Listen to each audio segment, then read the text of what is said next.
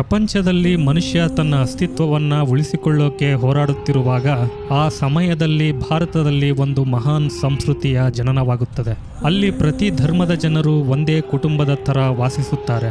ಆದರೆ ಇಲ್ಲಿನ ಅಪಾರವಾದ ಸಂಪತ್ತಿನ ಮೇಲೆ ವಿದೇಶಿ ಆಕ್ರಮಣಕಾರಿಗಳ ದೃಷ್ಟಿ ಬೀಳತೊಡಗುತ್ತದೆ. 16ನೇ ಶತಮಾನದಲ್ಲಿ ಪಾಣಿಪತ್ನ ಯುದ್ಧವನ್ನು ಗೆದ್ದು ದಿಲ್ಲಿಯ ಕೋಟೆಗಳ ಮೇಲೆ ವಿಶಾಲವಾದ ಬಲಿಷ್ಠ ಸಾಮ್ರಾಜ್ಯವಾದ ಮುಘಲರ ಧ್ವಜ ಹಾರಾಡತೊಡಗುತ್ತದೆ. ಯಾವಾಗ ಭೂಮಿ ಮೇಲೆ ಅತ್ಯಾಚಾರದ ಮಟ್ಟ ಮೀರುತ್ತದೆಯೋ ಆಗೆಲ್ಲ ಎಲ್ಲರನ್ನ ರಕ್ಷಿಸಲು ಒಬ್ಬ ಮಹಾಪುರುಷನ ಅವತಾರವಾಗುತ್ತದೆ. ಸಾಕ್ಷಾತ್ ದೇವಿ ಭವಾನಿ ಹಾಗೂ ಶಿವನ ಸ್ವರೂಪವಾಗಿರುವ ಒಂದು ಕುಡಿ ತಾಯಿ ಜೀಜಾಬಾಯಿ ಅವರ ಗರ್ಭದಿಂದ ಶಹಾಜಿ ರಾಜೆ ಭೋಸ್ಲೆ ಪರಿವಾರದಲ್ಲಿ ಜನ್ಮ ತಾಳುತ್ತದೆ.